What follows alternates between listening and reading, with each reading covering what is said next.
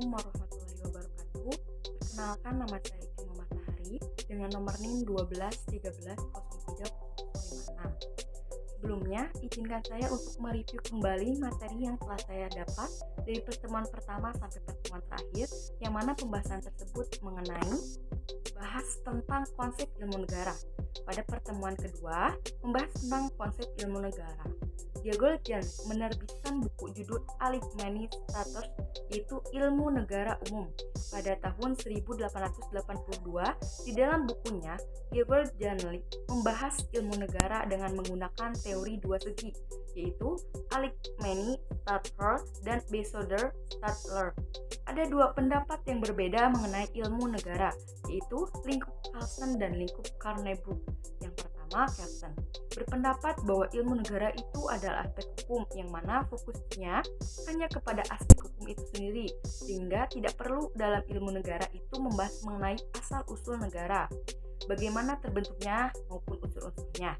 Kedua, Carnebrook, ia berpendapat bahwa ilmu negara ini harus membahas mengenai asal mula negara, bagaimana terbentuknya negara, sejarahnya negara maupun unsur-unsurnya. Selain itu, ilmu negara juga memiliki hubungan-hubungan yang berkesinambungan dengan ilmu-ilmu lain, yaitu dengan hukum tata negara, dengan hukum administrasi negara, dengan ilmu politik, dan dengan ilmu ekonomi. Jika membahas mengenai ilmu negara, tentu akan mengarah kepada pembagian atau pengelompokan ilmu negara itu sendiri, sesuai dengan pendapat Herbert Spencer yang berbahas mengenai pembagian ilmu negara menjadi 4, yaitu pembedaan, kesamaan, fokus, dan pengintegrasian keilmuan-keilmuan dalam ilmu negara. Pertemuan ketiga membahas tentang definisi dan hakikat negara. Ada beberapa pendapat yang dikemukakan oleh para sarjana lokal dan sarjana luar negeri. Yang pertama yaitu sarjana lokal. Mengenai pengertian negara, yaitu satu, menurut Nasroen, negara adalah fenomena pergaulan hidup dalam suatu wilayah yang mana pada wilayah itu terjalin interaksi yang akhirnya terbentuklah komitmen untuk membangun atau membuat sebuah wilayah perkumpulan atau pergaulan. Kedua, menurut Joko Sweetno, negara adalah organisasi manusia di bawah pemerintahan, yaitu kumpulan atau wadah yang terdiri dari minimal 2 orang atau lebih, yang di dalamnya terdapat pemerintahan, namun sekelompok orang ini berada di bawah pemerintahan. Ketiga, menurut Budiarjo, negara adalah sebuah wilayah yang memiliki komponen yang ada di dalam sebuah negara, yaitu wilayah. Kemudian, wilayah tersebut memiliki pejabat negara, memiliki rakyat, dan memiliki hukum, serta melakukan kontrol terhadap pelaksanaan kekuasaan dalam negara tersebut. Kemudian, ada juga beberapa pendapat yang dikemukakan oleh para sarjana luar negeri mengenai negara. 1. Menurut Aristoteles, negara adalah keluarga, desa, dan tujuan baik atau konteks kehidupan banyak manusia yang tinggal dalam sebuah wilayah. Kedua, menurut Karl Marx, negara adalah alat kekuasaan yang menindas kaum proletari atau lemah dan menguntungkan kaum berjuis atau kaum kapitalis.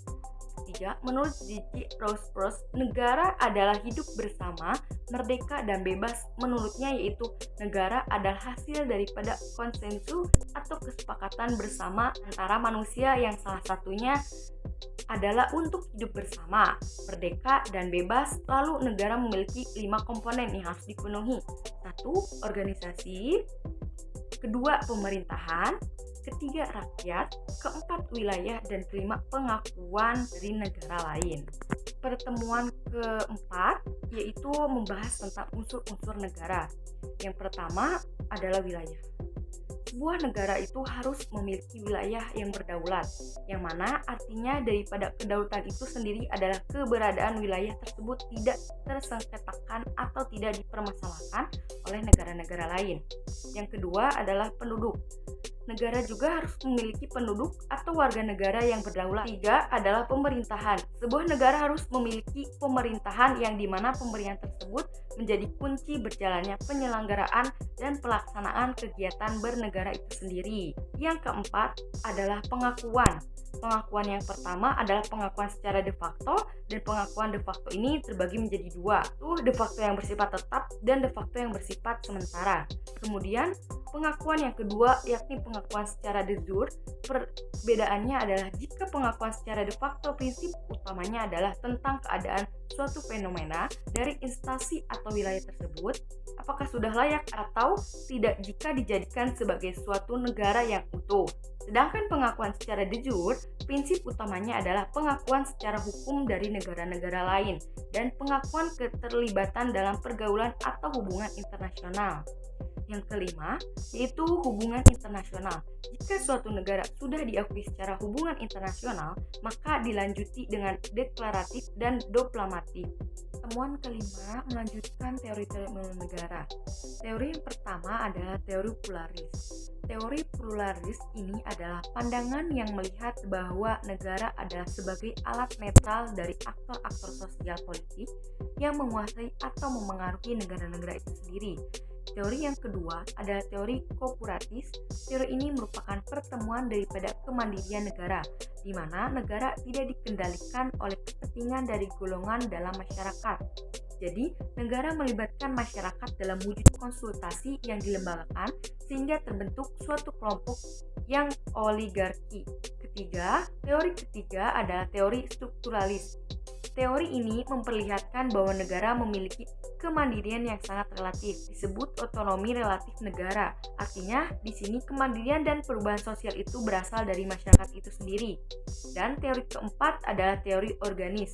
Teori ini berpandangan bahwa negara memiliki kemandirian yang sangat besar, negara berperan aktif dalam pengambilan keputusan dan kebijakan secara tidak demokratis. Pertemuan ke-6 membahas tentang kelanjutan teori-teori ilmu negara pada pertemuan kelima. Teori yang pertama adalah teori pluralis.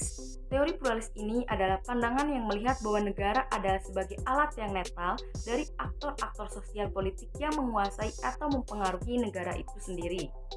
Teori yang kedua adalah teori korporatis. Teori ini merupakan pertemuan daripada kemandirian negara, di mana negara tidak dikendalikan oleh kepentingan dari golongan dalam masyarakat.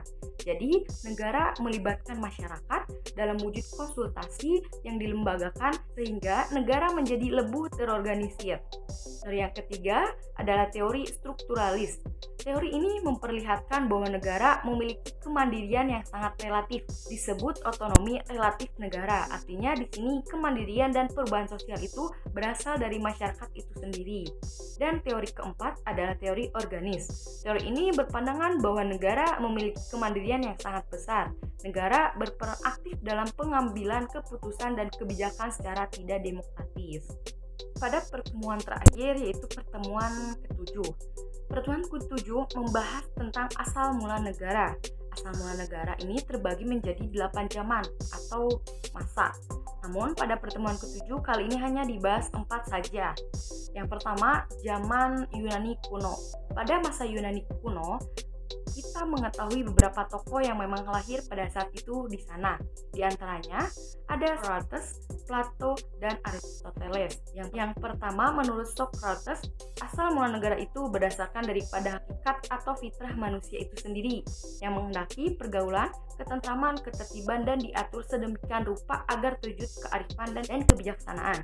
Yang kedua, menurut Plato, ia berpandangan bahwa asal mula suatu negara itu adalah karena kebutuhan manusia yang mendorong manusia untuk berkelompok, kemudian terjadilah kontrak atau kesepakatan kerjasama untuk saling melengkapi kebutuhan bersama. Ketiga adalah Plato. Ia berpandangan bahwa asal mula negara itu karena hal yang sudah disebutkan tadi, yakni hakikat yang manusia sebagai makhluk sosial yang saling membutuhkan satu sama lain yang membentuk genus keluarga. Kemudian, keluarga itu melakukan pembangunan yang lebih luas sehingga terbentuklah sebuah negara. Zaman yang kedua yaitu zaman Romawi kuno. Ada beberapa tokoh atau pemikir yang lahir pada masa itu, yaitu Lucretius, Flavius, dan Cicero. Yang pertama adalah menurut Lucretius. yaitu manusia ini perlu bergaul dengan manusia lain untuk melengkapi kebutuhan hidupnya, dan disitulah terbentuk sebuah perjanjian atau kontrak untuk saling mencukupi dan mengatur tentang kebutuhan-kebutuhan tersebut. Yang kedua, menurut Polybius, berpandangan bahwa asal mula sebuah negara itu adalah akibat tirani atau akibat kesewenang-wenangan yang diajukan oleh raja-raja mereka, sehingga itu menyebabkan masyarakat merasa jenuh dan akhirnya membuatlah sebuah negara. Yang ketiga adalah menurut Kikiro. Menurutnya, ada wilayah masyarakat, populasi masyarakat, individu yang hidup di wilayah tersebut, yang mana pada wilayah tersebut terjadi dan terjalin kehidupan bernegara yang bentuk formal. Maka untuk menertibkan hal tersebut terjadilah kontrak-kontrak sosial.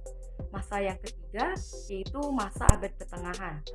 Pada masa abad pertengahan ini terbagi menjadi detrode, yaitu pada masa Prapanisce dan pasca Renaissance. Tokoh-tokohnya pada masa Prapanisce yaitu ada Augustinus, Thomas Aquinas, Marcellus, dan Thomas More.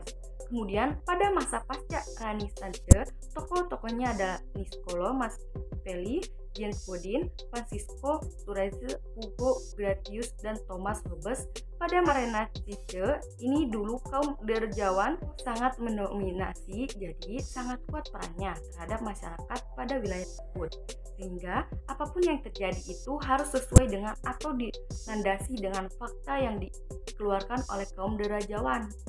Nah, akibatnya di situ timbullah kesadaran dalam diri masyarakat untuk membentuk sebuah negara yang salah satu untuk melakukan revolusi. Masa keempat adalah masa Aufklärung atau rasionalisme. Jadi awal mula negara menurut masa Aufklärung itu menurut tokoh-tokohnya yaitu John Locke, Montesquieu, James Rousseau, dan Immanuel Kant. Yang pertama, menurut John Locke berpendapat bahwa keberadaan negara ini adalah karena adanya pergantian pemerintahan atau pemerintahan adalah warga negara.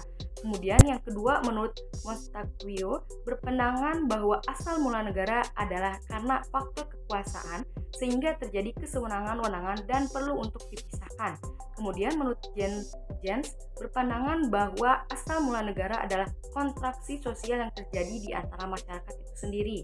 Dan menurut Immanuel Kant, pandangan bahwa asal mula negara adalah karena keinginan membuat sebuah negara hukum.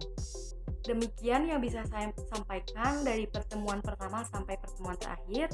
Wassalamualaikum warahmatullahi wabarakatuh.